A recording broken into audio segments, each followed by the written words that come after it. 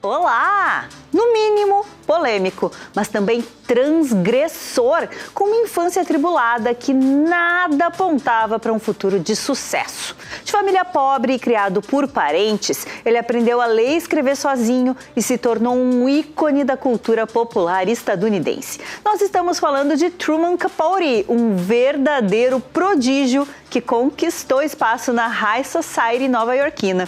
Uma turma que desprezava as origens dele, mas que se encantou pela genialidade do escritor e jornalista. Ele ainda criou o New Journalism, conhecido no Brasil como jornalismo literário. A gente entra no universo de Capote daqui a pouquinho. E ainda os 30 anos de mobilização por vidas no trânsito da Fundação Tiago Gonzaga e o musical Negalu, que está no palco giratório do Sesc. Fica com a gente, o Revista está começando agora.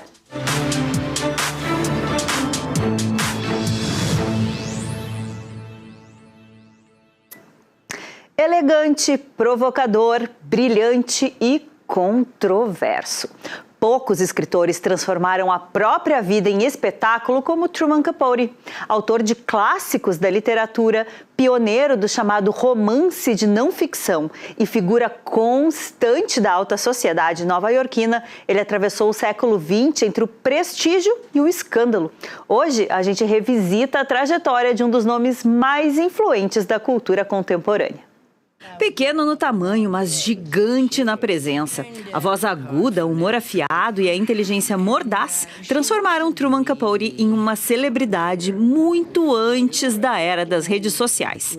Mas por trás da figura excêntrica estava um escritor obcecado pela linguagem, pela observação humana e pelas contradições da elite estadunidense. Nascido em 1924 em Nova Orleans e criado entre parentes no sul dos Estados Unidos, ele teve uma infância marcada pela solidão e pelo sentimento de abandono. E foi nesse universo sulista, atravessado por silêncio, religiosidade e desigualdades, que surgiram as bases da literatura do escritor.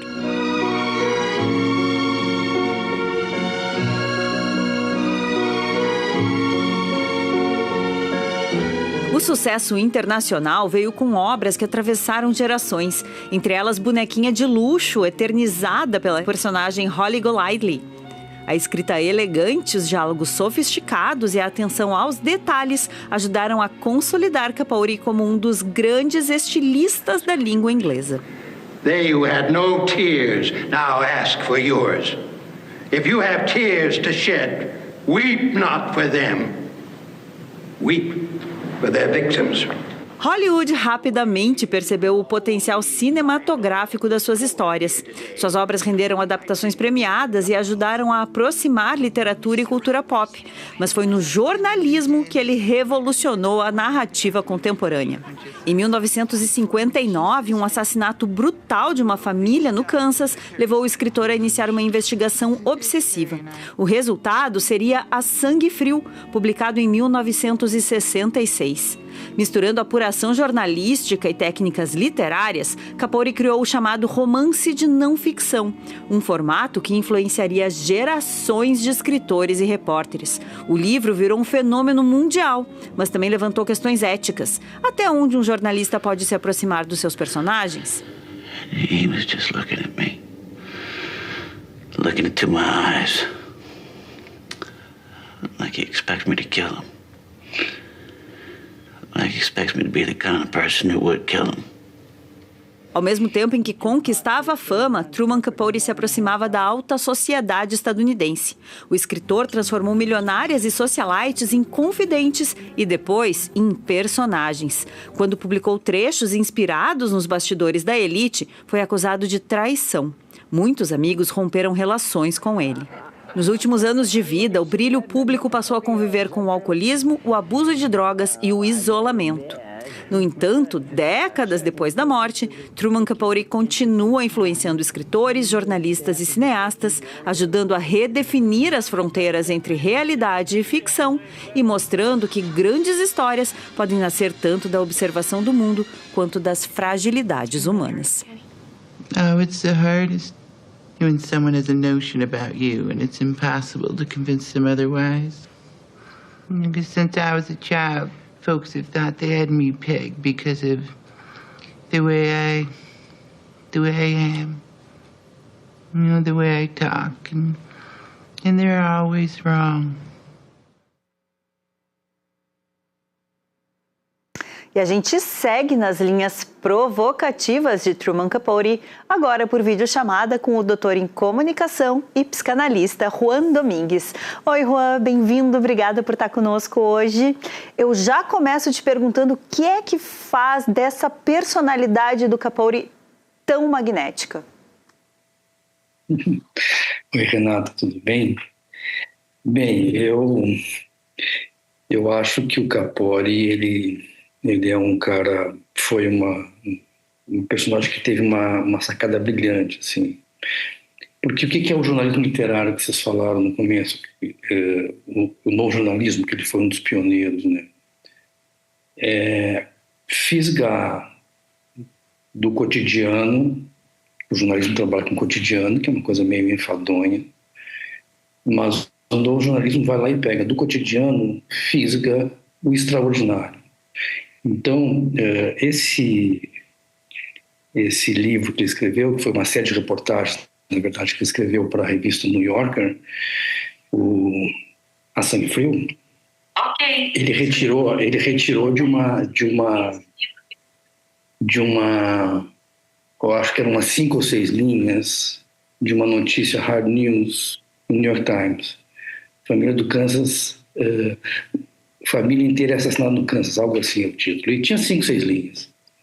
E dali ele retira, então, um texto, cara, magistral, assim. Todo o estudante de jornalismo que não leu o A Sangue Frio está com um problema, precisa ler.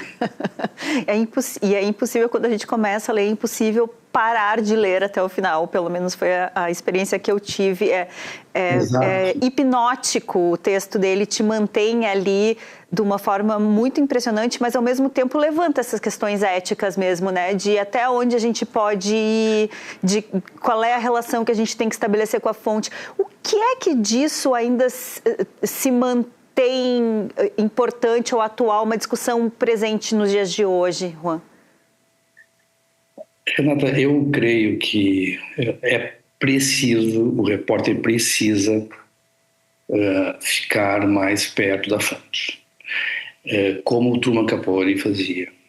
Ele não precisa jantar com a fonte, ele não precisa sair com a fonte, ele não precisa ir no supermercado com a fonte, ou comer uma pizza com a fonte. Mas ele precisa estar perto da fonte. Um fotógrafo dizia, eu não lembro agora o nome do fotógrafo, mas ele dizia o seguinte: quanto mais perto da imagem ele estiver, melhor a imagem fica.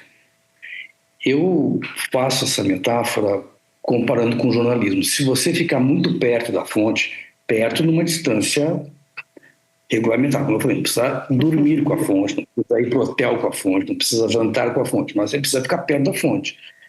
Me parece que aí eu fico mais perto do fato. E o fato é algo que o Capote foi muito criticado na época, porque será que ele inventou? Será que ele criou? Será que ele... será que isso é jornalismo de fato? E aí ele inventa essa expressão que tu usaste, que eu acho maravilhosa, o jornalismo de não ficção, o romance de não ficção. E essa é uma expressão maravilhosa, porque como é que o romance pode ser de não ficção?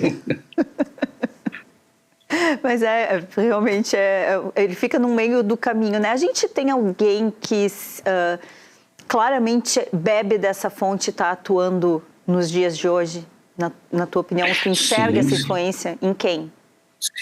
Sim, o Caco Barcelos, por exemplo. Romance de não ficção. Romance de não ficção, sim. O Fernando Moraes também. O Caco Barcelos, principalmente em 2 livros, no Rota 66 e no Abusado. No Abusado, exatamente. E o Fernando Moraes em Olga, especialmente em Olga. Então, assim, eles usam muito essa técnica do novo jornalismo e jornalismo literário no Brasil, de lidar com com um texto factual, seja verdadeiro, uma história verdadeira, mas que eu uso técnicas do romance. Então, isso é uma sacada muito genial, muito, muito legal de ver, porque muda totalmente a percepção do leitor em relação ao fato. Melhora. Melhora. Envolve, né? Envolve a pessoa, coloca ela no centro da narrativa junto com a fonte, né? Junto com o protagonista nesse caso. Mas o Capori, ele tem algo que eu acho muito interessante, Juan, que como jornalista ele tem tudo isso e ao mesmo tempo ele não é só um jornalista, né? Ele é um roteirista, ele né, escreveu o roteiro de Bonequinha de Luxo, ele era uma celebridade, assim, ele sozinho, né? Sem falar em trabalho, né? A persona pública dele era alguém muito... Aquilo que eu te perguntei, né, do magnetismo. Ele tinha um magnetismo pessoal que envolveu pessoas e o levou a rodas que provavelmente ele jamais, em 1 milhão de anos, pensou em chegar no início da história de vida dele. O que tu avalia que tem na personalidade dele que o levou a ser tão múltiplo e a se perpetuar até hoje, né, dentro da cultura popular, tanto estadunidense quanto mundial? A gente está aqui no Brasil, em Porto Alegre, falando sobre ele, né? Sim. Eu acho que a personalidade dele... eu acho que primeiro veio a obra, sabe? Ele foi genial na sua obra. E aí a obra que abriu caminhos para ele, me parece. E aí ele conseguiu surfar muito bem nessa onda que a obra levou ele. Então, assim, por exemplo, quando ele faz a Sangue Frio, muda a vida dele. Muda totalmente a vida dele, porque ele era um cara que já tinha uns contos bem interessantes, muito bonitos, muito bons, já tinha escrito para New York Times, já tinha escrito para New Yorker, para Scalance Monthly, mas não tinha explodido. Quando ele faz o A Sangue Frio, ele explode totalmente. Daí ele vira um cara, assim, uma celebridade literária, do jornalismo especialmente, e a New Yorker trata ele como se fosse a celebridade, o cara da New Yorker. Poxa, e a revista New Yorker é uma grande revista, hoje está aberta, né? Funciona muito bem. Então, assim, ele a obra dele passou tornou ele um cara especial, e ele soube usar isso. Ele soube usá-lo com um jeito carismático, com uma risada muito divertida. Ele era um cara sagaz, sarcástico. Então, assim, ele foi envolvendo todo mundo. Ele soube utilizar, mas eu acho que a obra veio antes, sabe?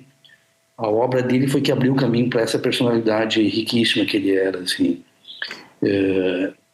Eu acho que as obras do jornalismo literário, do novo jornalismo, vieram antes deles. Por exemplo, o Truman Capote foi um, depois o Tom Wolfe, o Gay Talese, etc. Esses caras, a obra deles veio primeiro, me parece. Assim como aconteceu com o Capote. E ele conseguiu surfar pelo seu estilo, pelo jeito de ser, muito eclético, muito debochado, muito irônico e tal. E eu acho que ele se deu bem nessa daí. E muito culto também, né? Era uma pessoa que tinha bastante bagagem, né? E é interessante perceber que a obra dele vai muito bem em adaptações audiovisuais, né? O que faz com que ela se preste tanto a esse tipo de adaptação, na tua opinião? Eu acho que é o humanismo da coisa, sabe?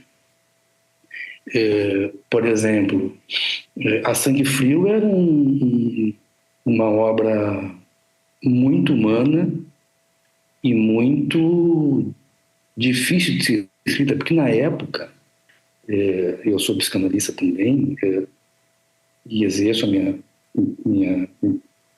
função, atendo em consultório, atendo online, etc. Mas nessa época era muito... as obras se preocupavam muito com a questão psique dos personagens. E o A Sangue Frio queria basicamente entender por que aqueles dois caras tinham matado uma família inteira que não tinha nada a ver com eles, nem conheciam os caras. Então, estava muito em voga a questão da psicanálise e a psicologia, no geral. Então, ele tornou aqueles aqueles personagens, aqueles criminosos em pessoas, em humanos, e não em meros assassinos brutais. Né? E tem um determinado momento no livro, a gente sempre tem pena dos caras. Então isso provoca no leitor uma humanidade muito grande. E aí me parece, e Bonequinha de Luxo igualmente, então me parece que quando a gente trata um crime, por exemplo, como é o caso de A Sangue Frio, em algo muito humano, ela serve muito bem para o audiovisual. Sabe? Eu acho que especificamente no caso do Truman Capote, as obras dele são muito humanas. Ele conseguiu traçar o lado humano daquelas pessoas, entende? E isso também fala da atualidade da obra, né? Porque a gente lê o livro hoje, a gente assiste ao filme, né? Hoje, e sente muito como se fosse uma história que poderia se passar nos dias de hoje, né? Não fica datada, de certa forma. Acho que a humanidade da escrita dele também nos permite continuar desfrutando da obra, não? Eu acho que tenho certeza que sim. Está super certa. É uma obra atemporal, né? É uma história atemporal. Então, por isso que eu sempre falo assim, que não existe jornalista que se recuse a ler esse tipo de obra, entende? Que se recuse a ler Capote. Não pode. Né? Porque é uma obra atemporal. Ah, mas o cara escreveu em 66. Não importa. Então, bom, a psicanálise foi criada em 1894, então não vou ser psicanalista porque Freud criou isso há quase 200 anos, sei lá. Não pode fazer isso, né? A gente tem que entender que aquela obra tem um valor atemporal. Sim. Né? Que aquela criação é atemporal. Sem dúvidas. Tu acredita que a cinebiografia dele despertou novos leitores, trouxe novos leitores, despertou o interesse pela obra dele novamente? Ela já tem um tempinho, mas ela foi bastante badalada, né? O Philip Seymour Hoffman ganhou Oscar de melhor ator por ela, enfim. Sim, sem dúvida. Não, eu acho que sim, eu acho que é uma coisa que se retroalimenta, entende? Vai se retroalimentando. Então, é o livro, é o filme, é Sangue Frio, depois é o livro Bonequinha de Luxo, daí é o filme Bonequinha de Luxo, daí a vida do Capote, ou seja, as coisas vão se retroalimentando. E no momento em que se retroalimenta, eu fico com a impressão de que se mantém muito vivo, não só o autor, como a sua obra. É verdade. Bom, a gente está falando de filmes e, claro, trouxemos aqui 4 exemplos de filmes de e sobre Truman Capote, né? Obras audiovisuais, na verdade. A primeira delas é Capote, de 2005. A trama acompanha Truman Capote viajando para Holcomb, no Kansas, para investigar o brutal assassinato da família Clutter. A história foca na obsessão e nos limites éticos do jornalista que, para escrever o livro, desenvolve um forte vínculo emocional com um dos assassinos, Perry Smith. O escritor manipula os sentimentos do criminoso para obter detalhes cruciais, lutando contra o tempo até a execução dos assassinos em um processo que o destrói emocionalmente. Bonequinha de Luxo, que é de 1961. A obra acompanha Holly Golightly, uma jovem excêntrica que vive em Nova York sonhando em se casar com um milionário.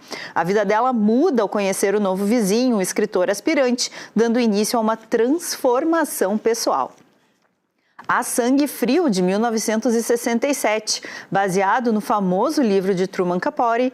Esse clássico acompanha a história real do assassinato brutal da família Clutter em uma pequena cidade do Kansas. O filme alterna entre o planejamento e a execução do crime pelos ex-condenados Perry Smith e Richard Hickok e a investigação policial, culminando na captura e na execução dos assassinos.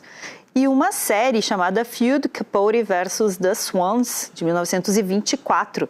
Ela retrata a ascensão e a queda do autor Truman Capote no círculo íntimo da alta sociedade de Nova York. Após ganhar a confiança de socialites glamourosas, ele as traiu ao publicar um conto revelando seus segredos mais íntimos, o que resultou no completo ostracismo do escritor. Aí a gente tem essa última obra, né, Juan? Ela fala um pouquinho talvez eu não sei o que aconteceu ali, mas houve um limite ali que ele cruzou e isso prejudicou bastante a carreira dele, não? Sim, é que tem um determinado momento, me parece que há uma certa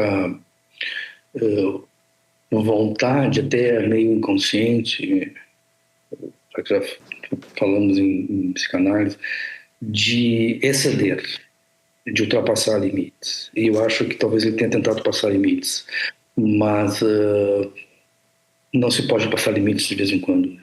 A gente precisa ter um pouco de cautela. Eu acho que ele não teve essa cautela, acho que ele tentou cruzar a linha vermelha. Vou colocar assim.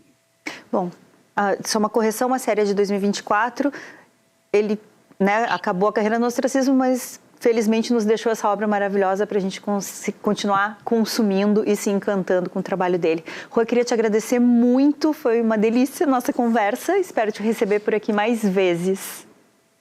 Eu que agradeço, fico à disposição de vocês, Renata. Grande abraço aí, obrigado por tudo. Outro, valeu.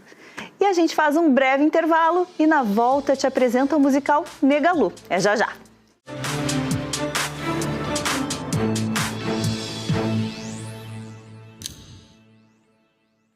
Nessa quarta-feira, para quem gosta de jazz, a pedida é uma atração internacional.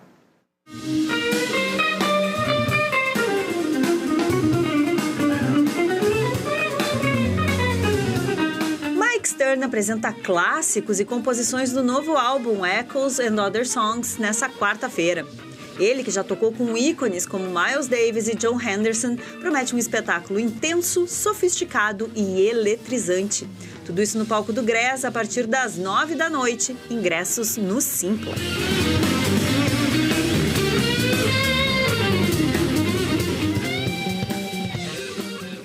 E também tem show de uma cantora nacional que anda arrasando fora do Brasil.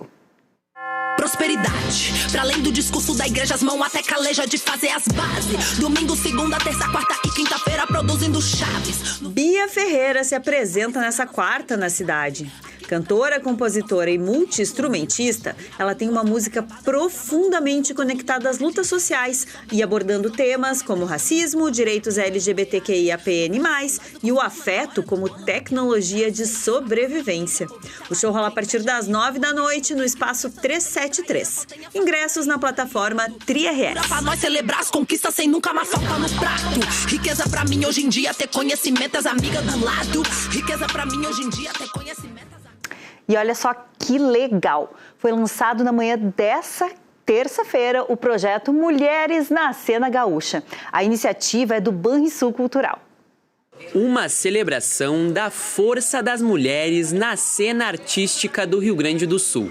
Até dezembro, 9 diretoras gaúchas estarão à frente de espetáculos e ações formativas em diferentes espaços culturais de Porto Alegre. Esse projeto é muito importante porque nos dá condição, né, de realizar os nossos espetáculos, né, nos dá visibilidade para os nossos trabalhos artísticos, né. A programação reúne montagens inéditas e espetáculos que abordam temas como violência contra a mulher, memória, identidade e liberdade. O projeto também promove oficinas e encontros artísticos. Através do teatro a gente consegue contaminar e falar sobre coisas que são tão difíceis de ser abordadas. A iniciativa busca ampliar o acesso à produção cultural feita por mulheres e fortalecer a troca entre artistas com diferentes trajetórias no teatro. Para nós é fundamental, nós que estamos sempre trabalhando dentro do nosso espaço, sair de lá para ir para fora, apresentar o que a gente faz, incrível. E também levar o público que pertence a este lugar para os nossos espaços. Então, dessa forma a gente consegue ampliar o nosso público. Com atividades espalhadas por diferentes regiões da capital, a programação do Banrisul Mulheres da Cena Gaúcha vai até o dia 12 de dezembro de 2026. A iniciativa é fantástica, mas para quem já está empolgado, atenção, os ingressos para o Banrisul Mulheres na Cena Gaúcha vão começar a ser disponibilizados em breve, tem que esperar um pouquinho. A programação completa pode ser conferida no site do Teatro São Pedro. E agora chegou a hora do quadro Artes Cênicas com a Ionara Caran.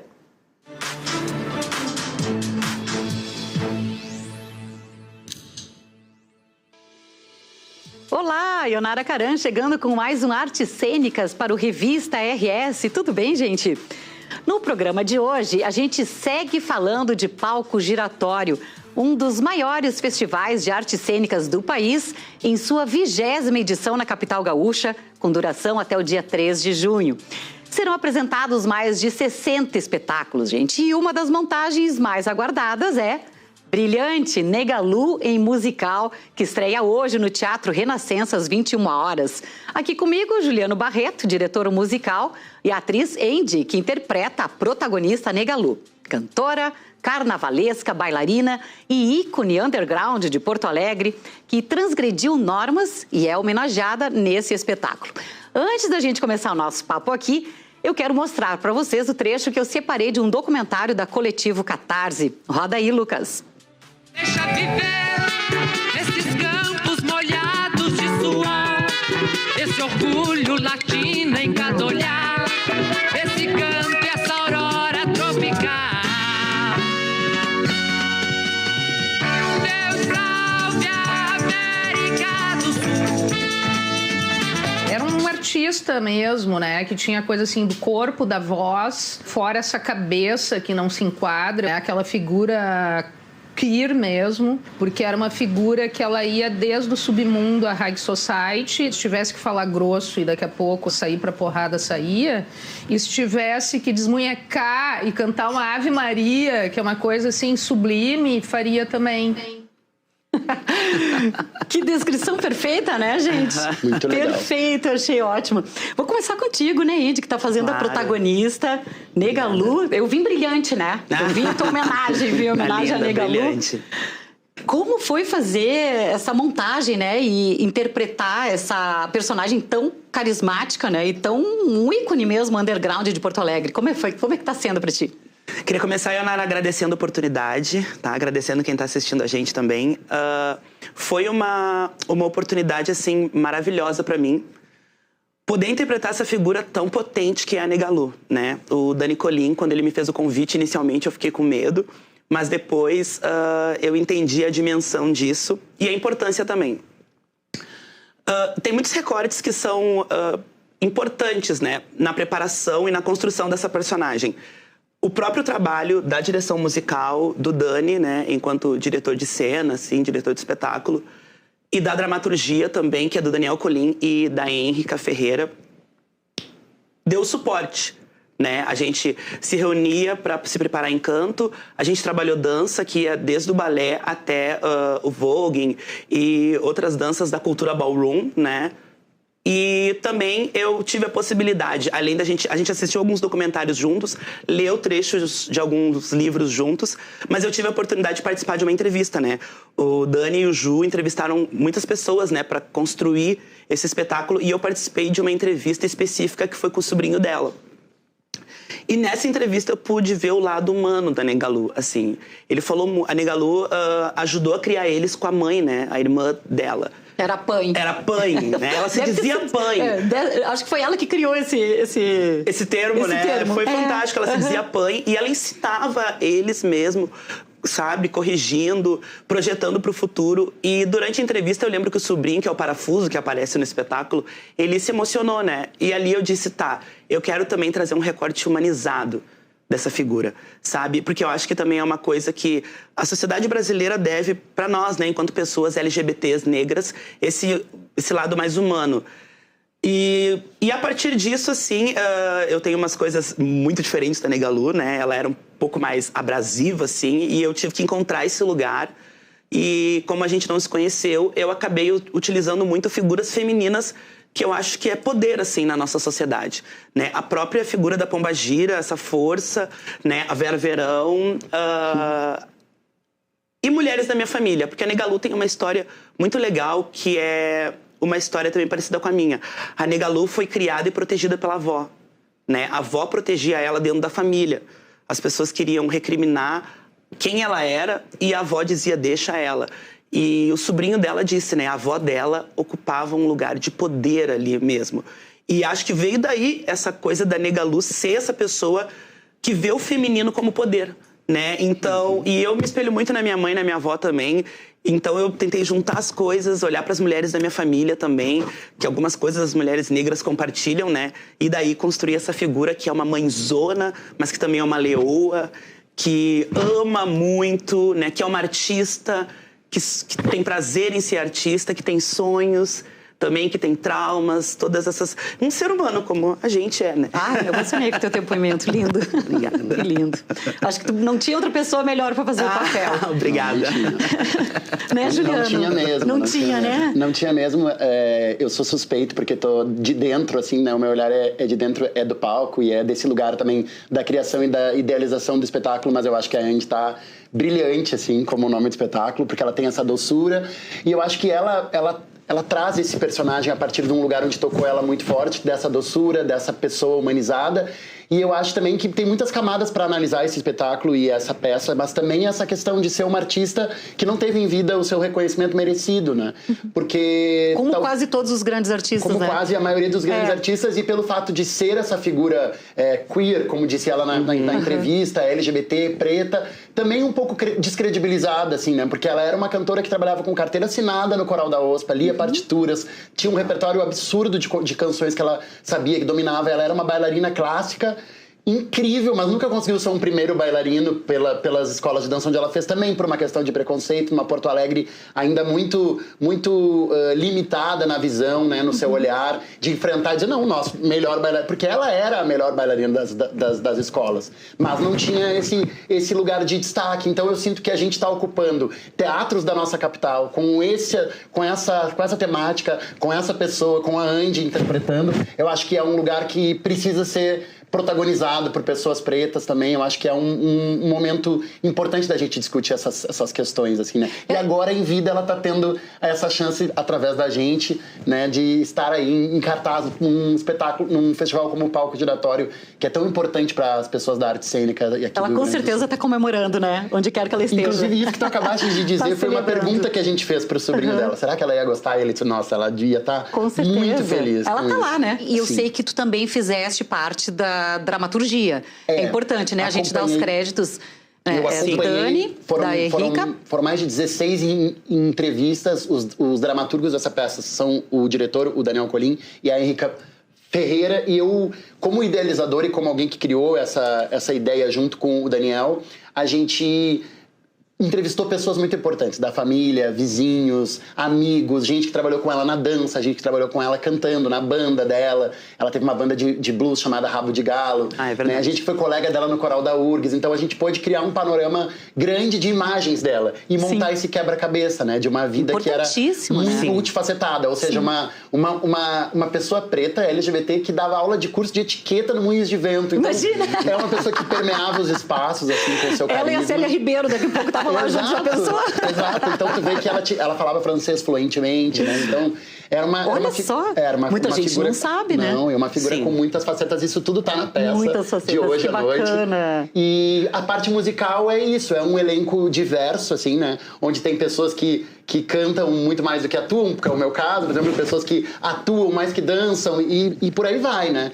Então somos um grupo, assim, diverso, também nas suas características e nas suas qualidades. Eu lembro de um ensaio onde a Andy fez uma improvisação de uma aula de balé, naquele ensaio de ela dominou, ela entrou dentro da Nega Lu e a gente ria. Já dava outro espetáculo, né? Dava pra tu vir no make-off e depois passar e cobrar ingresso. Exato. Que eu faço ideia, muito bom. É muito divertido e as pessoas comentam muito, Ionara, que junto com a diversão vem um peso, assim, vem uma coisa pra pensar, vem algo pra se emocionar. Então, junto no mesmo... A arte tem esse papel, né? Na mesma porta que a gente ri, daqui a pouco a gente tá com vontade de chorar, assim, é um espetáculo que passa por essas emoções, né, Andy? Isso é uma coisa legal também de ser dita mesmo, né? As pessoas dizem que é um carrossel de emoções, literalmente. Tu tá rindo, de repente tu te bate uma coisa, porque... que horror. De repente é uma cena bonita, de repente eu tô rindo de novo, de repente é... pesado. Então, e acho que isso, pra falar da vida dela, né? E também para não restringir a existência de uma pessoa preta e LGBT só o sofrimento, né? É, claro. Tem dor, tem sofrimento, mas tem amor tem também. Muito amor, tem muito sonho, glamour. tem família, tem carnaval. Que adorava, né? Sabe? Então, isso também é muito legal, assim. Uma coisa que eu acho que é importante que fique registrado, assim, que eu acho que esse projeto dos guris e o texto do Dani Colin e da Henrica, pra mim, hoje, assim, é o registro mais fidedigno, assim, sabe? Eu acho que esse espetáculo também vai deixar essa contribuição, essa dramaturgia que humaniza essa pessoa, né? Que faz a gente olhar pra ela como uma pessoa. Não como uma barraqueira, ou como uma assanhada, mas como alguém, né? Ou só como uma militante LGBT, né? Também ou alguém que queria muito aparecer, mas ela é muito mais do que isso. É um ser humano, sabe? Era uma artista cheia de sonhos, era uma mãe, né? Era uma neta, era uma filha, era uma irmã, né? Era uma cidadã brasileira também, né? Tava lá na primeira parada LGBT, tava lá, LGBT, ela tava né? lá. Sem máscara, sem nada, com a cara à mostra. Então, era alguém como a gente, assim, sabe? Cheia de complexidade. Isso, como todo ser humano. E acho que o espetáculo deixa esse registro dessa figura que é gigante mesmo, né? 2 horas é pouco. Né? Eu lamento informar, né, que infelizmente não tem mais ingressos, né, pra peça, gente. Dessa vez, né? Mas enfim, vocês vão voltar. O espetáculo é hoje, né, às 21 horas. Hoje, às 21 horas, no Teatro Renascença. Os ingressos já estão esgotados. Que pena. Mas na próxima aí a gente se antena pra correr lá e comprar. Correr lá. E vocês não vão rodar outros estados? Não. Eu acho que é uma peça que também acho que fica muito reduzida. Ela é uma peça grande, né? Mas a gente tá já trabalhando assim de leis de incentivo e recursos para que a gente possa levar, ter esse gasto para levar para outros lugares. Vale, né? Ou Super até vale outras mesmo. cidades aqui do Rio Grande do Sul também. Sim, que bacana. Gente, tomara que surja uma oportunidade de repente fazer uma sessão extra, alguma coisa, vocês nos avisam que a gente passa pro pessoal. Combinado. Super agradeço. Sucesso para vocês. Já tem, né? Já lotaram a casa, vai ser maravilhoso. Super obrigada, viu? Muito obrigado a ti pelo espaço, pelo convite. A gente fica muito feliz de vir divulgar um espetáculo como esse. Foi um prazer. Beijos. Tchau, gente. Vai ficando por aqui. Tchau, gente. Até a próxima.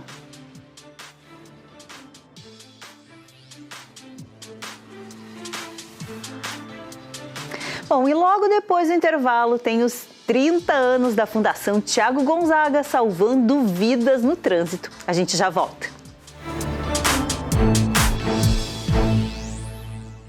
A Vida Urgente Fundação Tiago Gonzaga completa 30 anos agora em maio. A iniciativa foi consolidada como uma das principais referências na promoção da segurança no trânsito. Criada a partir de uma tragédia familiar, a entidade transformou luto em mobilização social e ao longo dessas 3 décadas impactou milhares de pessoas com ações de conscientização e prevenção. Conosco para falar um pouco mais sobre essa trajetória está a Larissa Gonzaga. Tudo bom, Larissa? Bem-vinda. Obrigado.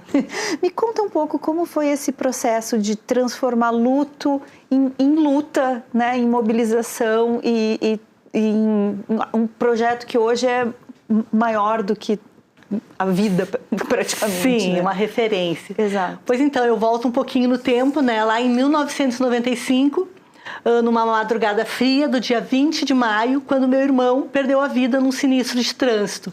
Eu era uma jovem de 20 anos, cheia de sonhos, morava em Pelotas, na época estudava veterinária, e tive que mudar toda a minha vida e ir para Porto Alegre. Eu não sabia se na época eu sofria por mim, por perder o meu irmão, que era o meu melhor amigo, ou sofria pelos meus pais, tendo perdido um filho. E a mãe sempre nos conta que no dia do sinistro que vitimou o meu irmão, ela foi até o lugar, imaginando que ia pegar o Tiago com vida e ia levar para o pronto-socorro, para o hospital. E chegando lá, encontrou ele já sem vida, e ela disse que desde aquele momento ela só pensava: vida urgente, não é possível que outros jovens percam a vida dessa maneira. Então, quando ela criou a Fundação Tiago Gonzaga, na cabeça dela era salvar somente jovens entre 18 e 29 anos que perderam a vida no trânsito. E ela começou a estudar desde o dia do acidente e viu que não era um acidente, que o Tiago se encaixava perfeitamente nas estatísticas. Era jovem, do sexo masculino, entre 18 e 29 anos, perdeu a vida de sexta para sábado, sábado para domingo, na madrugada, E havia combinação de bebida e direção. O motorista havia consumido álcool e também a velocidade. Eles desceram a Ramiro, provavelmente em alta velocidade, e quando fizeram a curva para entrar na Cristóvão Colombo, vitimou o Thiago. E daí que ela já passou um ano inteiro desenhando, pensando o que ela ia fazer para salvar outros jovens, né? Thiagos e Thiagas, que nem ela conta. E no dia 20 de maio de 1996, exatamente um ano depois, ela lançou o programa Vida Urgente, que está até hoje. Vida Urgente é um símbolo, né? Um slogan que é muito maior do que um slogan, não é só não são palavras aleatórias, como tu mesma colocou agora, né? O que ele significa para vocês hoje? Para nós é saber que tem pessoas indo trabalhar nesse momento, voltando para casa, que estão aí graças à Fundação Thiago Gonzaga. A gente não tem como botar num papel quantas vidas a Fundação salvou, mas através dos feedbacks que a gente recebe diariamente, seja nas nossas páginas sociais, no nosso Instagram, ou mesmo pessoalmente, quando as pessoas nos veem com a camiseta Vida Urgente na rua, depois que eu assisti uma palestra de vocês, ou que eu vi vocês na televisão, me tocou e eu mudei meu comportamento no trânsito. Então, para nós é muito gratificante. Pois é, nesses 30 anos a gente sabe que, por exemplo, a legislação mudou, né? A gente teve um Código Brasileiro de Trânsito novo, a gente tem as questões da lei seca, né, das BLIS, mas isso é uma parte da solução, né? O que vocês fazem, esse trabalho junto, principalmente a juventude, também é importante. Como é que tu percebe essa outra parte que é a conscientização e o trabalho de mobilização mesmo? Eu vejo lá desde 1996, né, quando iniciou o programa Vida Urgente, realmente houve uma mudança de comportamento. Eu sempre cito a Madrugada Viva, que foi um dos projetos mais marcantes da Fundação lá no início, que era onde jovens falavam para jovens, iam nos principais lugares, bares, festas de Porto Alegre, e eram jovens falando para jovens que beber e direção não combina. Na época não existia lei seca. Então a Fundação tinha o primeiro bafômetro, acho, do Rio Grande do Sul, fazia o teste na gurizada e convencia aquele jovem que tinha bebido a entregar a chave para alguém que não bebeu ou voltar de táxi. Não tinha nem aplicativo na época. E era uma mudança de cultura. Hoje a gente vê que, como os sinistros estão demais, hoje é quase 100 pessoas que morrem por dia no Brasil, a gente vê que só educação já não funciona. Tem que ter educação e fiscalização para tentar coibir o que a gente vê aí todo dia nas nossas ruas e avenidas. Pois é, e a linguagem de vocês para abordar essa juventude também vem se modificando? O que mudou nesses 30 anos? Sim, a gente mudou bastante também, né? Porque tudo muda nesses 30 anos, a gente já tem até o Código Brasileiro de Trânsito, então tudo muda. Hoje a gente segue com ações em escolas, temos o teatro, que é para crianças de 2 a 6 anos, que é itinerante, que antigamente as crianças iam até a Fundação, hoje a gente vai até as escolas para conseguir atingir aquela escola lá de periferia que a professora não consegue sair com seus alunos. Com os jovens, a gente tem um projeto de realidade virtual, como o mundo mudou, né? A gente se adequou a ele, então a gente tem o Mobilidade 360, que é em realidade virtual, onde é um workshop, é bem bacana, o pessoal dos colégios nos chama bastante. E também hoje a gente tem um outro viés da Fundação, que é políticas públicas e advocacy, onde a gente tem um projeto de lei, está pensado em Brasília, então a gente está tentando desapensar, que é o projeto de lei 2789, que busca readequar a velocidade de todas as vias do Brasil inteiro, das avenidas, baixar de 60 para 50 quilômetros, que a gente sabe que isso também salva vidas. Então a gente também foi se adequando com o tempo. Sim, né? Tem que ir buscando formas de comunicar e de pressionar também, né? Pelas mudanças. Achei interessante porque tu começou me contando que a tua mãe pensava em jovens entre 18 e 29 anos. E agora tu estava me falando das ações. Já começa com os pequenininhos. Com os pequenininhos e vai até os nossos idosos. Hoje também a gente dá palestras em empresas e em outros lugares também, conscientizando hoje em dia dos nossos idosos, que também se tornaram uma vítima em potencial no trânsito, muitos atropelamentos, que é aquela coisa que o idoso acha que vai dar tempo e não dá, porque a mobilidade já não é mais a mesma. Então a gente atinge todos os públicos, do recém-nascido até o nosso idoso. Falando especificamente sobre as crianças e os jovens que ainda não estão em idade de dirigir, né? Por que é importante já começar essa formação tão cedo? A gente acredita que é importante porque o trânsito é coletivo e o trânsito não é só para quem dirige. Porque hoje em dia a gente sabe que muitos jovens nem querem tirar a carteira. Tem carro de aplicativos, tem bicicleta, tem skate. Então as pessoas, nem todo mundo quer ter a sua CNH. Então a gente acredita que é importante formar ele como cidadão, que ele faz parte do trânsito. E a atitude dele também vai definir se ele vai voltar para casa em segurança ou não, mas a gente também não gosta de culpabilizar somente as pessoas quando sofrem um sinistro de trânsito, né? É muito maior que isso. A gente também acredita que o poder público tem que agir, engenharia de tráfego, nossas ruas e avenidas, leis, fiscalização. Tu acha que o problema hoje... e aí, assim, evidentemente que a gente tem toda essa outra parte que é uma questão do poder público estar presente, né, em todas as esferas, desde a legislação até a fiscalização ali que a gente tem aqui. A gente tem, agora também isso é uma outra coisa que era novidade, né, a gente tem uma empresa pública de trânsito. Que antes não tinha. Exato, né, imagino que deva ter tido um efeito positivo, mas... Hoje em dia, o maior problema é a falta de informação ou o excesso de autoconfiança? Nós continuamos achando que é a tal da cultura do herói que muita gente fala. É que as pessoas acham que comigo não vai acontecer. Parece um videogame, eu tenho imunidade, comigo não vai acontecer. Eu posso andar a 80 sabendo que é a 60, eu posso atravessar a rua em qualquer lugar porque comigo não vai acontecer. Então, até nas nossas palestras, a gente gosta muito de desmistificar essa cultura do herói.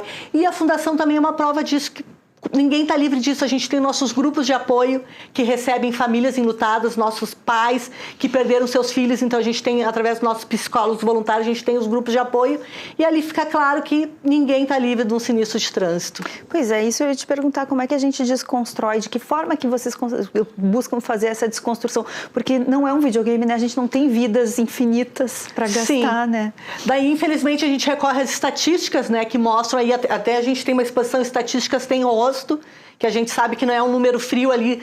86 pessoas perderam a vida em Porto Alegre no ano de 2025. A gente sabe que aquelas pessoas têm famílias, são amores que se foram e famílias que tiveram que se reinventar e ficaram destroçadas. Então a gente tenta conscientizar dessa forma, que ninguém está livre disso. Inclusive, quando a gente fala com a gurizada em colégio, a gente mostra a foto.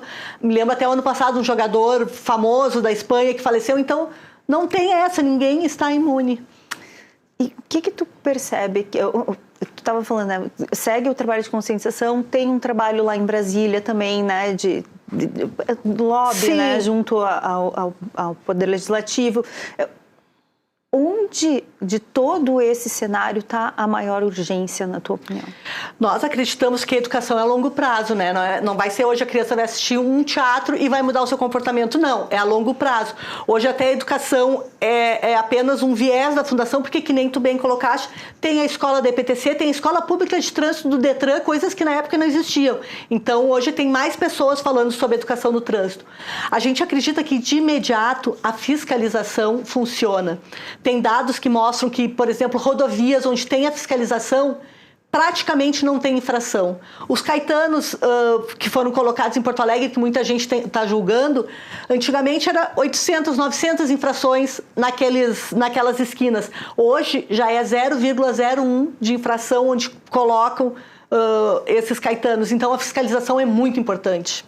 Sim, sem dúvida, né? Que daí faz um combo, sim, né? Faz exatamente. De pressionar a pessoa a não fazer e ao mesmo tempo tu vai mostrando por que não fazer. Exatamente. Né? Esse deve ser um grande desafio realmente. Vai ter algum evento? Vocês estão pensando em fazer algumas ações voltadas para essa questão dos 30 anos? O que é que vocês estão planejando? Bom, nos 30 anos a gente pensou assim, vamos fazer algo grandioso. Mas, olhando o nosso caixa, a gente é uma ONG, não podemos gastar milhões. Assim. Não estava na nossa realidade. Surgiu a ideia de a gente colocar cinto de segurança em alguns monumentos e estátuas de Porto Alegre, porque a gente pensou, quem não passa pelo Laçador vai passar pela Elis Regina, que está na orla. Quem não passa pela Elis vai passar pelo Zumbi dos Palmares, que está lá no meio. A gente está vendo umas imagens até, Exato. Olha aí. Tivemos essa ideia, que modéstia à parte o time achou muito boa essa ideia. Olha, maravilhosa, Elisa. Vamos fazer essa intervenção. Fizemos lá domingo de madrugada, na calada da noite, com autorização da prefeitura. Importante. No outro dia surgiu a fofoca. Quem colocou os cintos de segurança? E o burburinho foi se espalhando E assim, eu acredito que boa parte dos nossos porto-alegrenses, não só porto-alegrenses, gaúchos e o Brasil inteiro, porque a nossa imagem circulou hoje com rede social por tudo que é lugar, então a gente ficou muito feliz com essa intervenção que era para marcar os 30 anos. E também fizemos uma festa privada e com pouca gente, que foi nossos pais, o grupo de apoio, nossos coralistas. A Fundação também tem um coral que tem ensaio todas as segundas-feiras aqui na PUC. Então a gente convidou os pais do grupo de apoio, os coralistas, e fizemos uma pequena festa junto com a idealizadora, né, a Disa, para marcar esses 30 anos. Mas a intervenção foi o ponto alto dos nossos 30 anos. Fantástico. Uma pergunta que eu queria te fazer: teve algum momento em que vocês perceberam que a história do Thiago já não era mais só de vocês, que ela já era... Como é que foi esse momento? Sim, a gente até conversa em casa, né? Eu falo, eu tenho 51 anos, até contando a minha idade aqui para todos. Tenho 51 anos, o Thiago viveu 18 anos. E o Thiago é muito mais conhecido do que eu. O Thiago já foi foto numa reunião da ONU na Suíça, em Genebra. Então, assim, a gente vê que realmente a Fundação não é mais um legado da Disa que passou para a Larissa, que está levando a Fundação. Não, a Fundação já é conhecida mundialmente. O Thiago, que viveu só 18 anos, já é conhecido internacionalmente. Então a gente viu que a gente precisa continuar esse legado, né?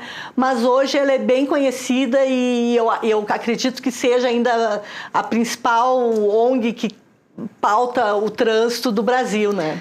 Larissa, eu queria muito te agradecer, não só essa conversa maravilhosa que a gente teve, mas também toda essa atuação linda da família de vocês. Muito, muito, muito obrigada por esse trabalho. vida longa à Fundação Vida Urgente Thiago Gonzaga, que a gente tenha números melhores aí. Muito obrigado, que assim seja. Muito obrigada. Obrigadão. Bom, tá chegando a hora da previsão do tempo com a Ana Luísa Soares. Oi, Ana.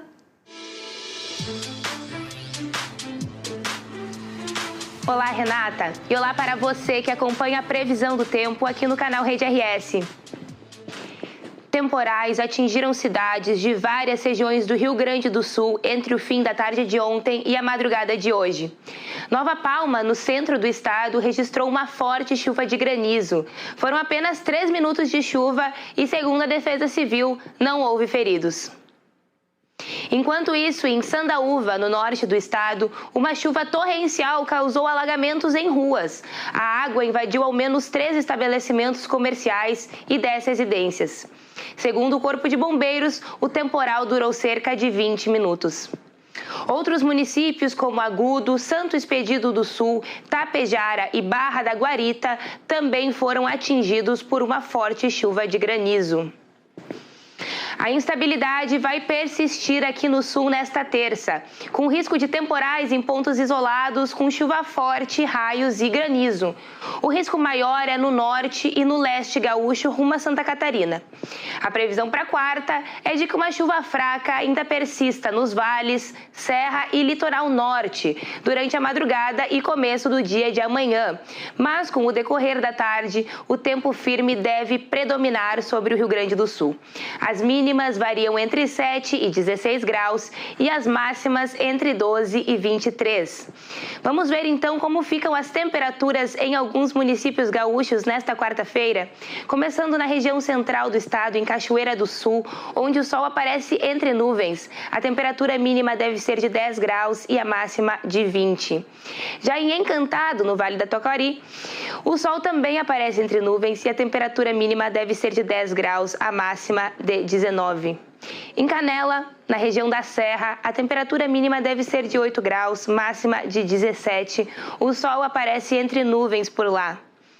Em Tramandaí, no litoral do estado, o sol também vai aparecer entre nuvens, com temperatura mínima prevista de 13 graus e máxima de 20. Já em Porto Alegre, a capital dos gaúchos, o tempo deve ser nublado, com temperatura mínima de 11 graus e máxima de 20. Por hoje é isso, Renata. Amanhã eu volto com mais notícias do clima e previsão do tempo. Até logo! Obrigada, Ana. O Revista vai ficando por aqui. A gente se encontra na próxima edição. Até lá. Tchau, tchau.